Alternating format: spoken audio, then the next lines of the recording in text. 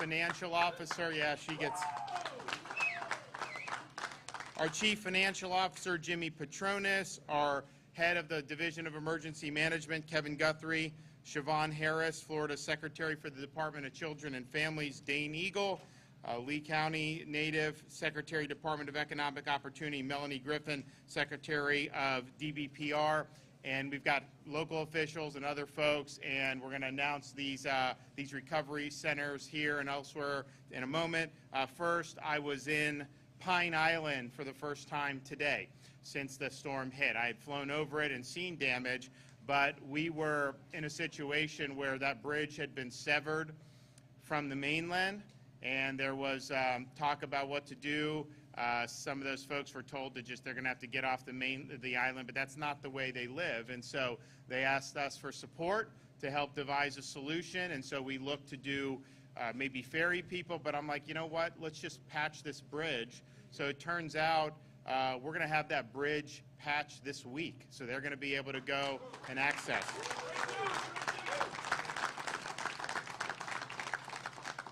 And that means that I visited the Publix. Publix is just giving away all their perishable items. They're going to open as soon as the bridge is back. They have generator. They're going to be back open on Pine Island, and they're going to be bringing their supplies in. So that's going to be really, really important to be able to get that component done. I will say, probably saw more debris on Pine Island than any place I've been other than Fort Myers Beach. The electrical, I had poles down. You had other lines down, and so no one had done anything about the power there. So today, when I went, we also had brought over via Chinook helicopters. We brought over linemen to be starting the work on the electrical there, and so that's going to be. And that's going to be important. And we want to do the same thing for Sanibel as well. So there's a contract now being bid on for a contractor to come and patch the causeway. Now, that's a little bit more difficult fix than Pine Island because it's broken in multiple ways. But I think you can get a temporary solution there to be able to restore access to Sanibel and Captiva. And I think that will also help with the recovery efforts and the restoration efforts. I have not been on the ground yet in Sanibel. I've flown over it a couple times. I'm going to probably go tomorrow and look firsthand. But my sense is if it's similar to Pine Island, we just need more linemen there. We need debris clear. I know the guards been there clearing the roads, but very, very important that we do that because you've got all this stuff going on, and it's and this what we're doing here important. Our view at the state level is you do all this stuff on parallel tracks. You don't wait until one thing's done and then begin to start the next. We know we have to do all these, so let's start them all and move them forward. So as part of that effort, Kevin Guthrie, we're going to start having on each of these barrier islands, Pine Island, Captiva, some of the others, a command and control element on the island so that all this stuff can be coordinated there. If they need something, then we obviously can be there. So that's going to be something that's very, very significant, and it'll really help get those barrier islands going back in a better direction. So I'm proud that we were able to do that. I was also in Charlotte County. We've got people from all over this country that have come in to help people all throughout Florida, but particularly in Southwest Florida. One of the charity organizations there is a group out of Kansas City called Operation Barbecue. And if you want barbecue, being out of Kansas City is not a bad place to be from. And so they're serving hot meals for people, and they're distributing a bunch. People can come in a line individually, and it's really making a big difference. I will say in Charlotte County, in Port Charlotte where we're at, there's debris, there's been damage, and so folks need all the help they can get. So I'm really happy to see the private organizations, and the First Lady's been involved, of course, in the FloridaDisasterFund.org. She's going to say something about that in a minute, but I think it's been really remarkable. The number, I think Chick-fil-A is here today, right? They have the Chick-fil-A truck in town, if not today, tomorrow, and a lot of these other companies have been really, really good. I also, we've been very clear that in situations like this, we're not going to let bad actors exploit them. That means law and order will be enforced. That means individual Floridians' right to defend themselves and their homes will be honored. And we've had 4 looters that were arrested, I guess a couple days ago, and they need to be brought to justice, and we're not going to tolerate it. But you know, 3 of the 4 are illegal aliens. And so these are people that are foreigners. They're illegally in our country. And not only that, they try to loot and ransack in the aftermath of a natural disaster. I mean, they should be prosecuted, but they need to be sent back to their home country. They should not be here at all.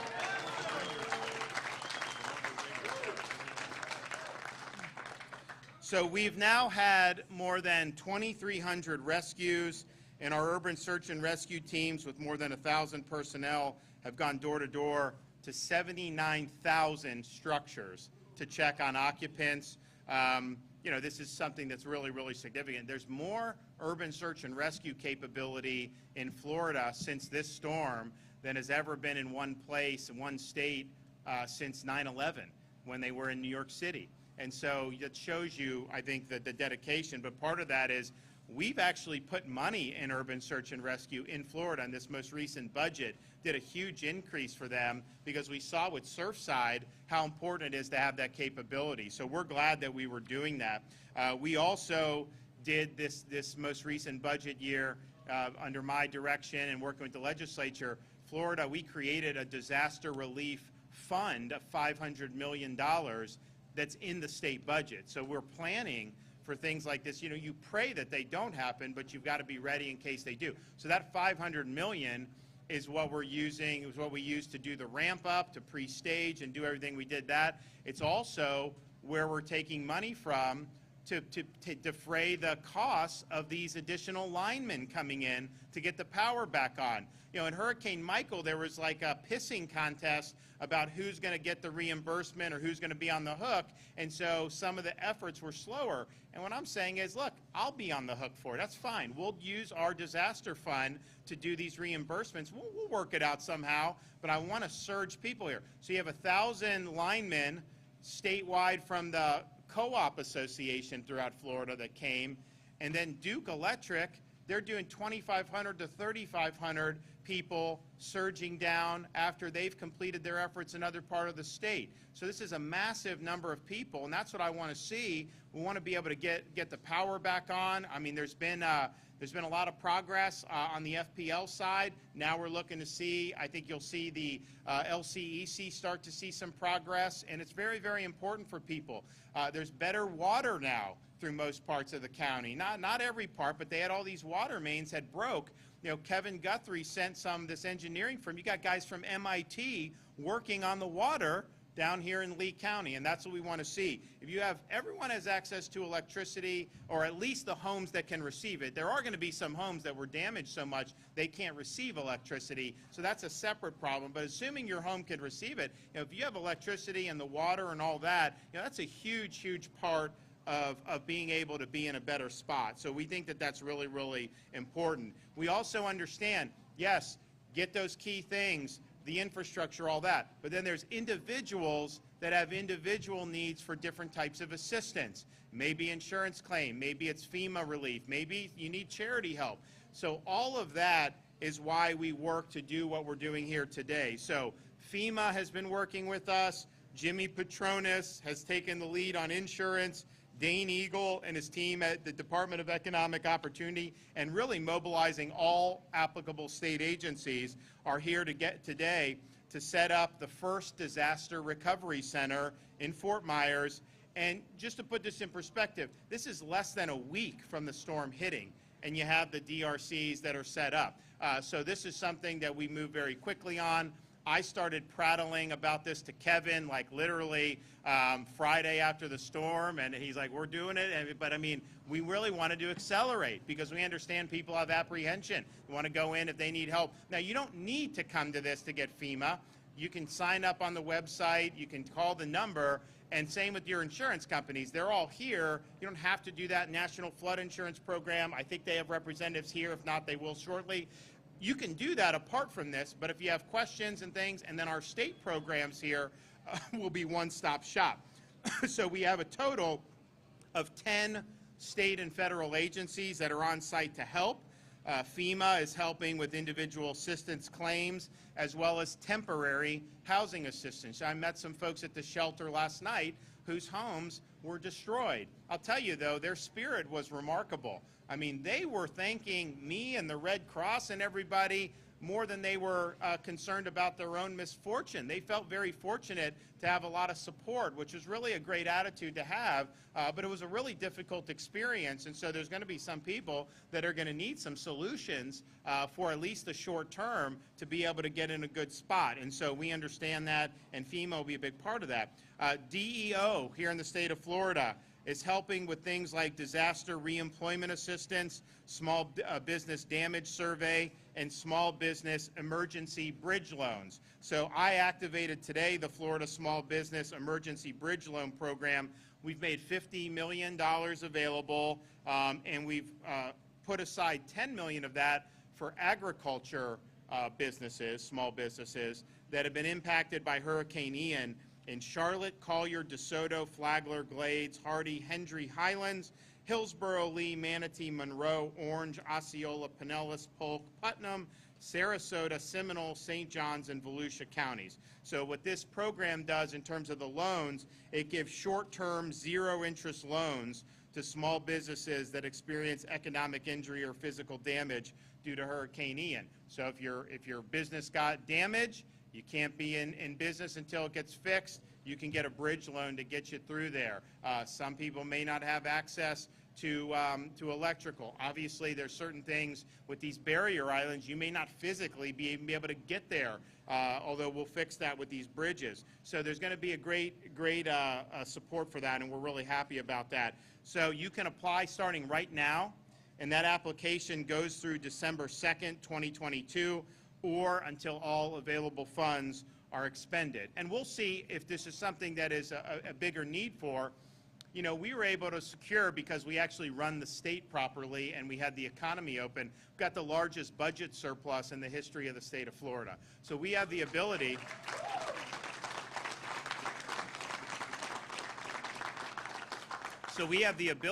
to up the ante on that program if we need to. And I know if there's things we need to do legislatively, I know the legislature will want to be there and will want to help. So we'll meet the needs. Florida Highway Safety and Motor Vehicles is here to help Floridians who lost their identification in the storm. You can apply for and get a driver's license and other IDs right here at the Disaster Recovery Center.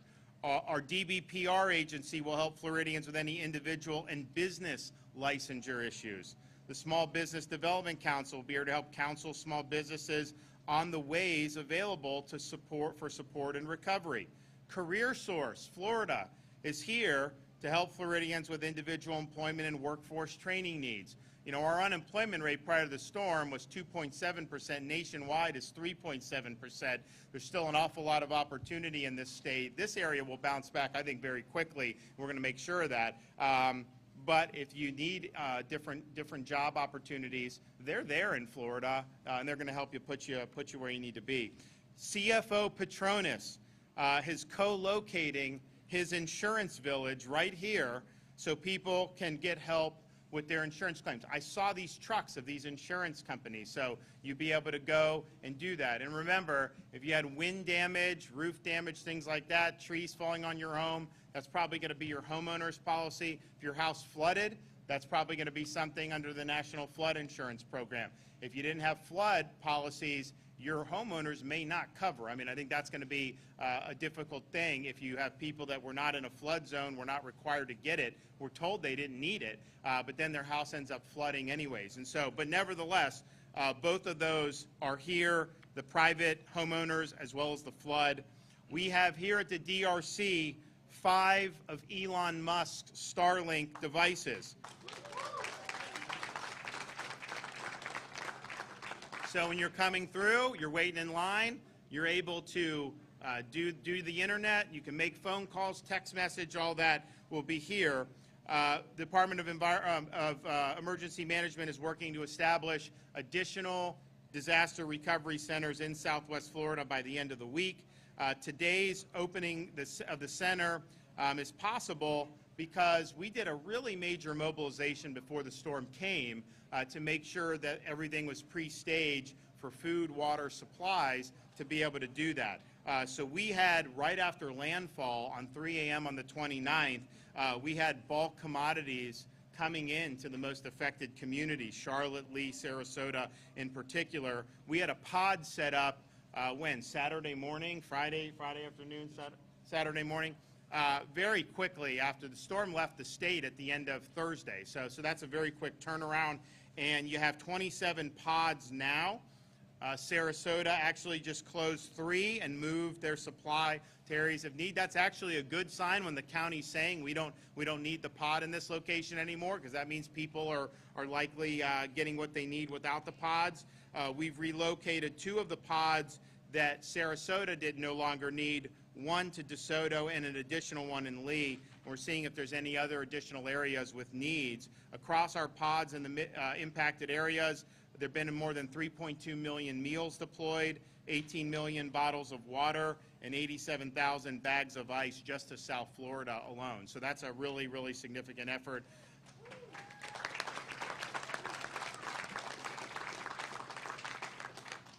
Nonprofit organizations, Florida Baptist Disaster Relief, Red Cross, World Central Kitchen, they're here helping, and a lot of them are doing hot meals for folks. They're actually doing hot meals on Pine Island. I saw they're bringing in supplies on the boat, and they're cooking hot meals for those. So very resourceful, very happy to see that. I did mention Chick-fil-A. Does anyone know where the Chick-fil-A bus is? I mean, I think a lot of people would want that, so we'll see. Kevin Guthrie, at my direction, has deployed a mobile fueling station to Dunbar, where they were struggling to find adequate gasoline. So that fueling station will allow people to be able to fill up their tanks and has really helped. We did one in Arcadia. People were really happy to see that big tanker show up. We have now at our pods, you could get a blue tarp to put on your roof. Now, fortunately, I've flown over almost every place. Most of the roofs were fine. There were some, but I thought there'd be a lot more. I think the construction in Florida is built to very good codes. So I think more of the damage is water damage than the wind to the roof. Nevertheless, the Army Corps of Engineers has initiated Operation Blue Roof to help homeowners with temporary roof repair. So basically their Blue Roof program is what, a step up from a tarp but less than a permanent solution? Yes, sir. Yep. Okay, so Kevin's going to talk about that. So as of, I think, 3 o'clock, I think we're down to 3.7% of accounts that don't have power across the state of Florida, and only 2 counties have more than 50% of their accounts without power. And as of today, Lee County is no longer one of those. So Lee County